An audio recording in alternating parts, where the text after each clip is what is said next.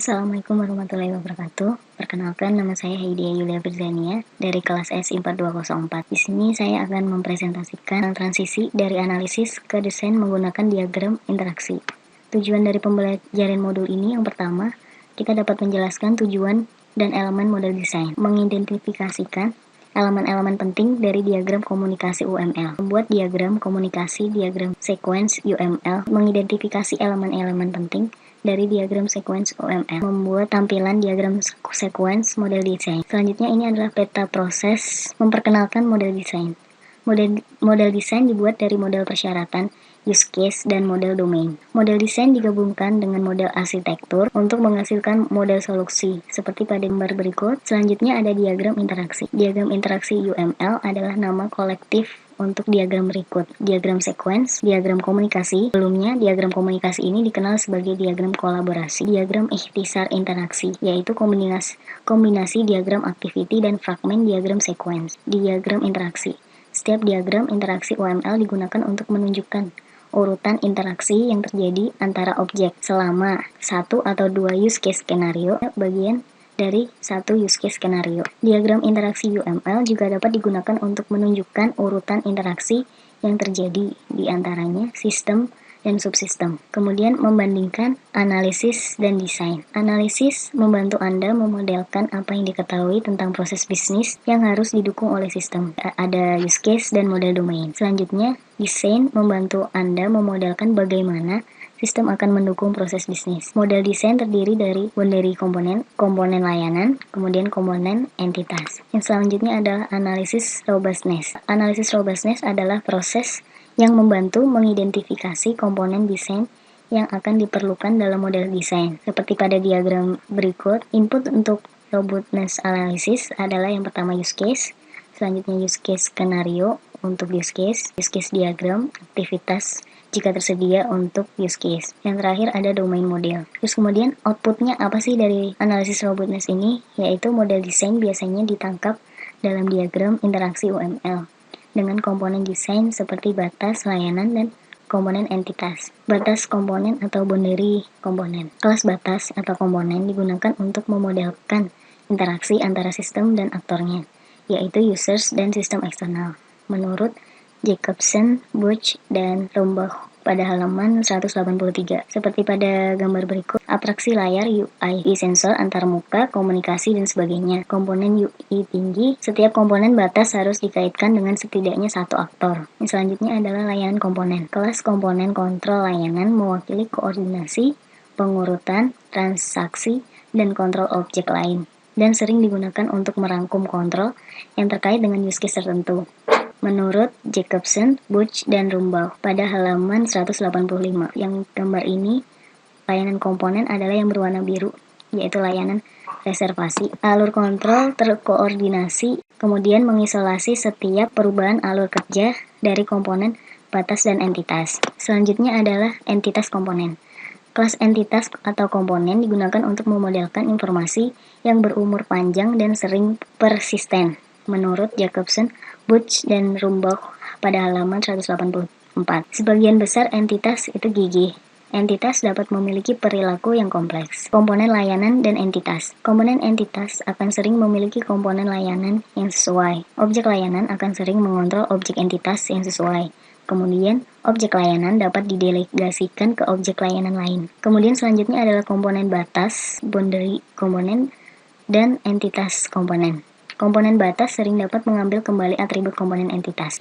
Selanjutnya menjelaskan proses analisis robustness. Yang pertama, kita dapat memilih use case-nya, kemudian membuat diagram komunikasi atau diagram urutan atau diagram sequence yang memenuhi kegiatan use case. Komponen desain yang mendukung kegiatan use case.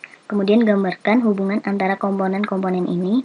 Kemudian beri label asosiasi dengan pesan. Yang terakhir, ubah diagram komunikasi menjadi diagram sequence atau sebaliknya untuk tampilan alternatif atau opsional. Selanjutnya mengidentifikasi elemen-elemen diagram komunikasi. Diagram komunikasi UML terdiri dari elemen-elemen berikut. Kemudian mengidentifikasi elemen-elemen diagram komunikasi, variasi dari diagram komunikasi sebelumnya. Kemudian mengidentifikasi elemen-elemen diagram komunikasi. Yang pertama, sebuah pesan dapat menunjukkan nama pesan dan panah arah. Kemudian panah padat adalah pesan yang sinkron.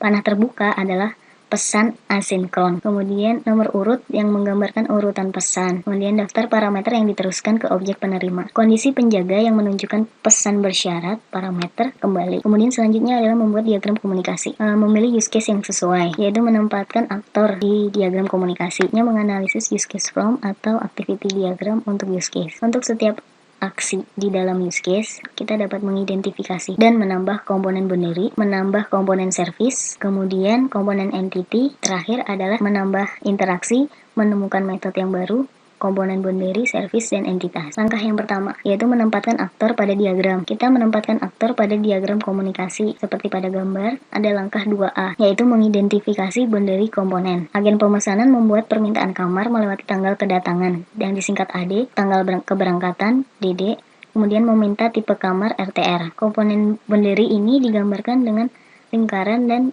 garis ini. Selanjutnya adalah mengidentifikasi service komponen. Objek boundary pemesanan UI menggunakan objek service pemesanan untuk membuat pesanan. Service komponen menggunakan lingkaran dan ada tanda panah. Langkah 2C, yaitu mengidentifikasi entity komponen.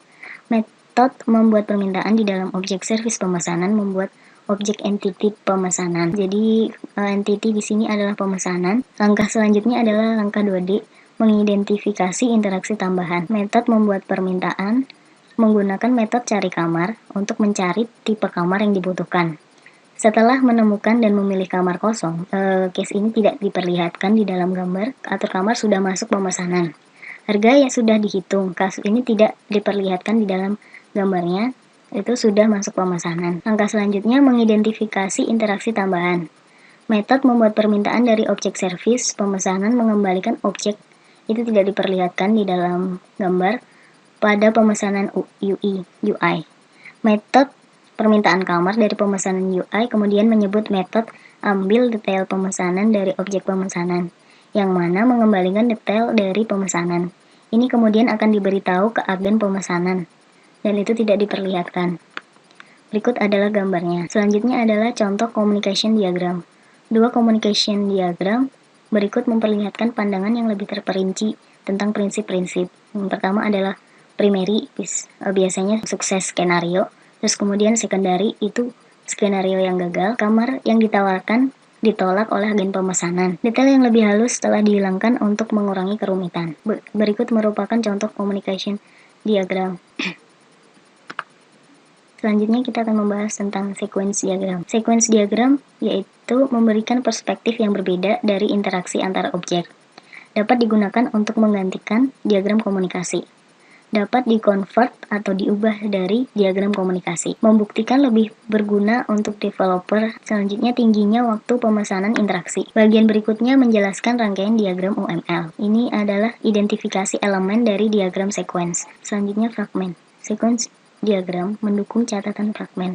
Penggunaan fragmen mencakup yang pertama menunjukkan rangkaian looping atau perulangan. Dua, menunjukkan jalan alternatif. Memberikan dua skenario atau lebih seperti yang terjadi di salah satu diagram. Dan menunjukkan referensi urutan rinci sequence diagram fragmen. Itu memungkinkan Anda untuk memecah sebuah diagram besar menjadi beberapa diagram yang lebih kecil.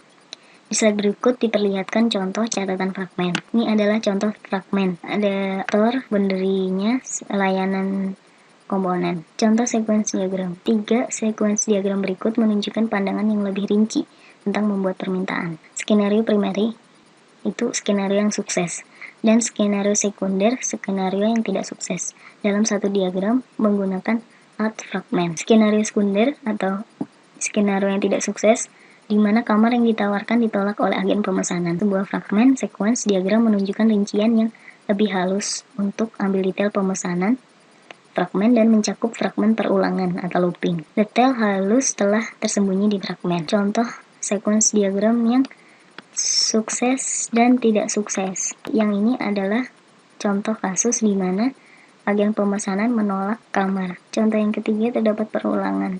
Ini ada looping. Setelah mempelajari modul 8, rangkumannya adalah diagram interaksi digunakan untuk mengidentifikasi komponen rancangan yang memuaskan sebuah use case. Interaksi objek dapat dibayangkan dengan sebuah UML.